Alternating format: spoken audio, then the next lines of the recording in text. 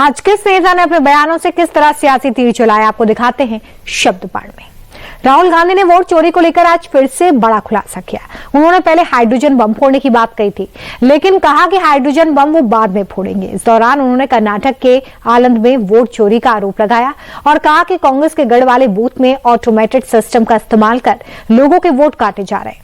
साथ ही राहुल गांधी ने कहा कि इलेक्शन कमीशन वोट चोरी कर रहा है और वोट चोरी के दौरान वो हाथ बटा रहा है बीजेपी का यह आरोप भी राहुल गांधी लगाते हुए नजर आ रहे हैं।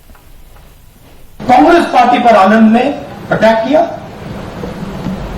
टॉप 10 बूथ्स जहां सबसे ज्यादा कांग्रेस की स्ट्रेंथ थी वहां टारगेट किया और 2018 में पिछले इलेक्शन में 10 में से 8 बूथ कांग्रेस पार्टी जीती और इन 8 में से इन्होंने 6000 लोग उड़ाने की कोशिश की। ये कोइंसिडेंस नहीं था, ये प्लान था और ये सेंट्रलाइज तरीके से किया जा रहा है।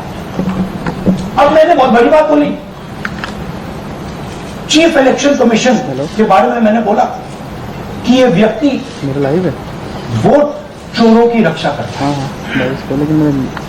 जो भी मैं यहां बोल रहा हूं 100% प्रूफ के साथ, सबूत के साथ बोल रहा हूं।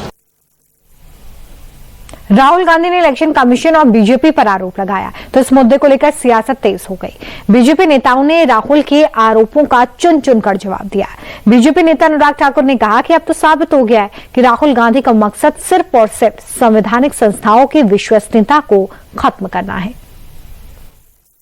एक बात आज जो राहुल जी ने बातों में मान ली और अपने जवाब में कहा, वो कहते कहते हाइड्रोजन बम एक तरह से फोड़ गए अपने ऊपर ही।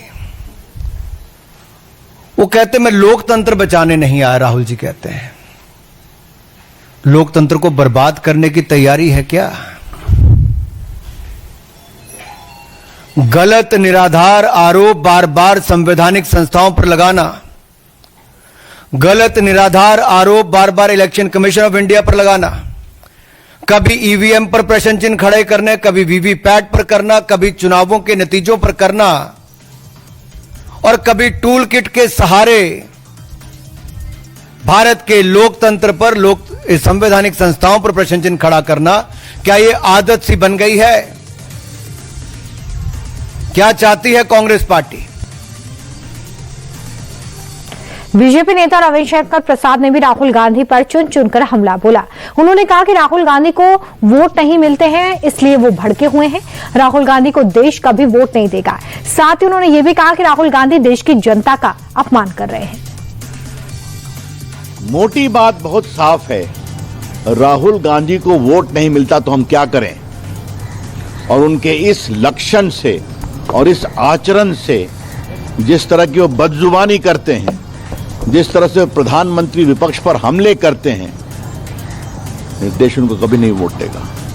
मैं एक ही बात कहूंगा कि वो विपक्ष के नेता हैं, अपनी क्षमता से हैं कि परिवार के कारण है, लोग देश जानता है, लेकिन जब आप विपक्ष के नेता हैं तो कुछ तो संस्कारित बनिए, कुछ तो अच्छी भाषा का प्रयोग करिए। 14 से बोल रहे हैं कि सब मोदी जी की जीत फर्जी है, क्या मतलब है इसका? कुछ समझते हैं आप?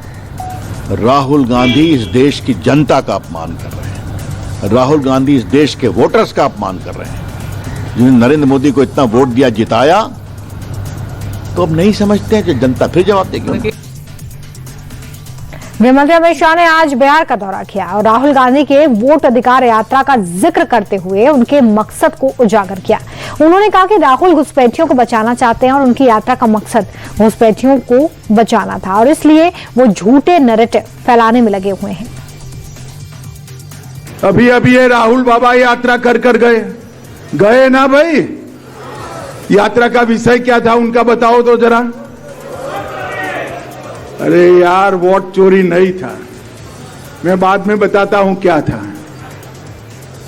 मित्रों, यात्रा का विषय बिहार में अच्छी शिक्षा लाना नहीं था। यात्रा का विषय रोजगारी नहीं था। यात्रा का विषय बिहार में 24 घंटा बिजली नहीं था। यात्रा का विषय हर गांव, हर टोले में रोड पहुंचाना नहीं था। यात्रा का विषय था जो बांग्लादेश से घुसपैठिए आए हैं उनको बचाने का विषय था। वहीं दूसरी तरफ तेजस्वी यादव ने भी बिहार की जनता को एक मंच से संबोधित किया। इस दौरान उन्होंने सीएम नीतीश पर शिक्षा, स्वास्थ्य, बेरोजगारी को लेकर निशाना साधा और कहा कि राज्य में करप्शन चरम पर है और इसलिए अब नीतीश कुमार की विदाई जरूरी है। इस बार बदलाव लाना है कि नहीं लाना है? आने वाले चुनाव में सरकार को बदलना है ना? आप लोग सब लोग तैयार है ना? थाना चले जाइए, ब्लॉक चले जाइए, घूसखोरी बढ़ी है कि नहीं बढ़ी है? बिना कोई घूस दिए कोई काम नहीं हो रहा। इसलिए आप सब लोगों के बीच हम लोग आए हैं एक बेहतर बिहार बनाने के लिए, एक नया बिहार बनाने के लिए।